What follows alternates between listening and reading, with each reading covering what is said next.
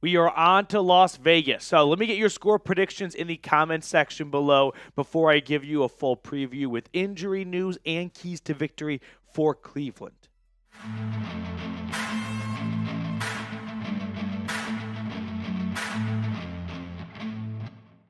What's going on, everyone? Welcome on into the Cleveland Browns Report by Chat Sports. Matthew Peterson here, looking to Las Vegas, right? The Giants game, week 3, is behind us, week-to-week league, and we are on to week 4, which, by the way, the Raiders are very happy to also be moving on to week 4, because if you thought week 3 was bad for Cleveland, how about Las Vegas losing to Andy Dalton and the Panthers at home? And not just losing, but getting demolished by the Red Rifle. Now, before we look at some keys to victory for the Brownies, I just want to refresh everyone on the injury statuses for a couple of key guys going into Sunday. Myles Garrett got an MRI after the Giants loss. Results came back negative, so Stefanski called him day-to-day with a foot, an ankle, a leg injury of some sort.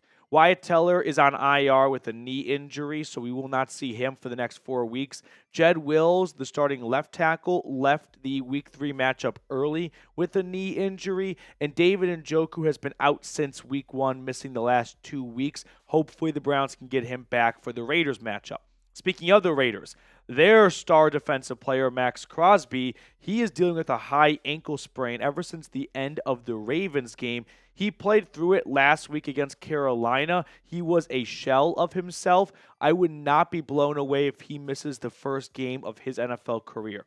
Starting safety Marcus Epps was lost for the year with a torn ACL. Divine Diablo is dealing with a head injury, a concussion. He missed last week as a result of that. And then their starting right tackle Thayer Munford, he left Sunday's game with a leg injury. Now, let's kind of set a little bit of a primer for both the Raiders and the Browns in terms of the data points through 3 weeks as our sample size starts to get large enough where we can kind of have an idea as to who's who, strengths and weaknesses. I mean, one strength for the Browns offense that really jumps out to me that I hadn't taken notice of was their red zone offense. They have converted every single trip down to the red zone. Now, they haven't had nearly enough trips down to the red zone, so hopefully there is more of that coming on Sunday, but that was definitely something that jumped out to me as a positive. A negative, third down offense. I mean, 32nd in the NFL, dead last,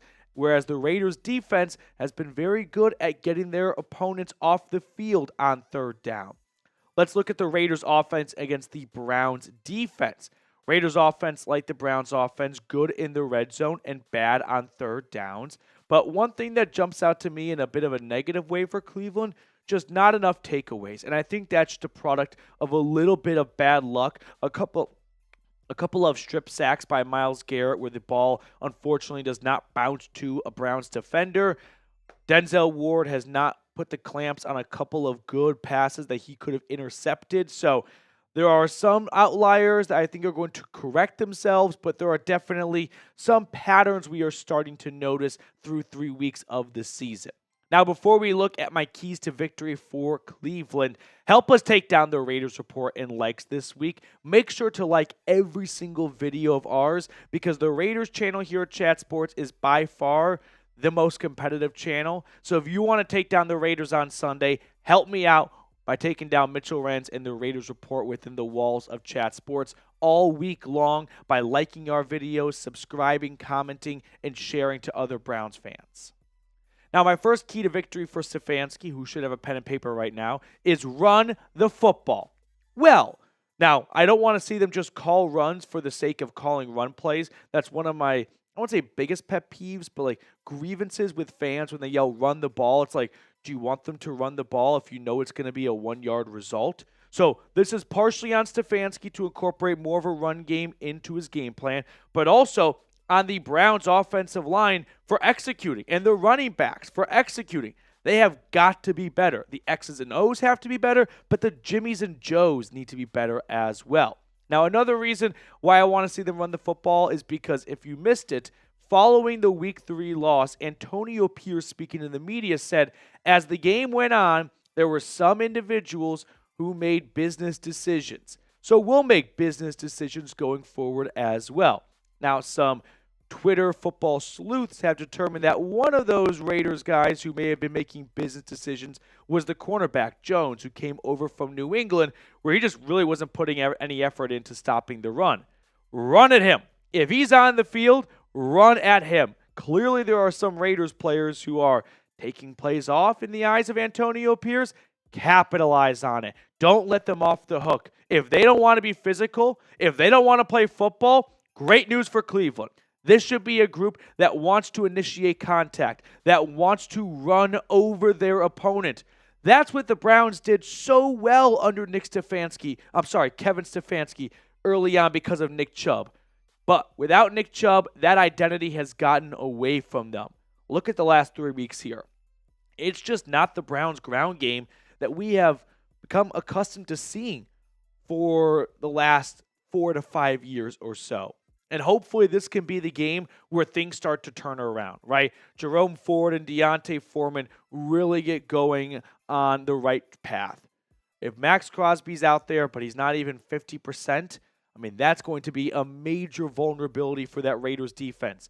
And if the other 10 guys or some of them are not putting enough effort in, that's going to make matters even worse.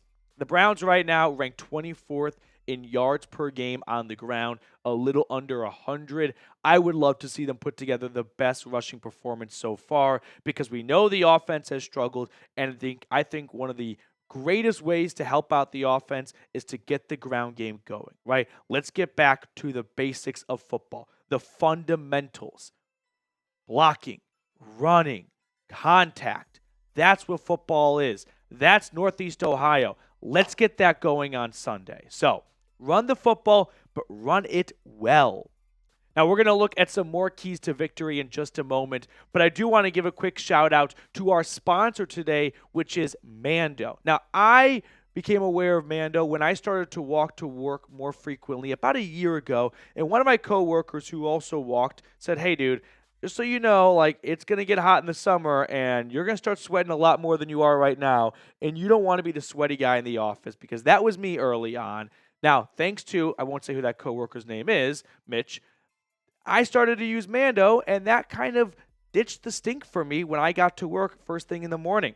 Now, Mando is offering an awesome deal for the Dog Pound, which is their new starter pack. It comes with a solid stick deodorant, cream tube deodorant, 2 free products of your choice, like mini body wash and deodorant wipes, and free shipping. Luckily, I've got a discount code to help you guys get hooked up on my favorite smelling whole body deodorant on the market. New customers can get $5 off a starter pack with our exclusive code chat. That equates to over 40% off your starter pack when you use code CHAT, CHAT, at shopmando.com. That's shopmando.com.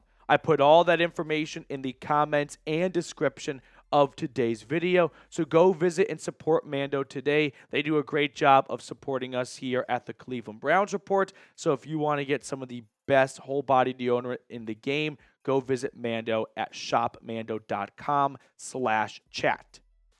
Key to victory number 2, protect Deshaun Watson. This one's kind of an obvious one. Every single game, your game plan should be to protect our quarterback, but damn it to the Browns offensive line, you to hear it. The Browns have been the worst at protecting Deshaun Watson so far. They lead the NFL in sacks allowed. They lead the NFL in pressures allowed.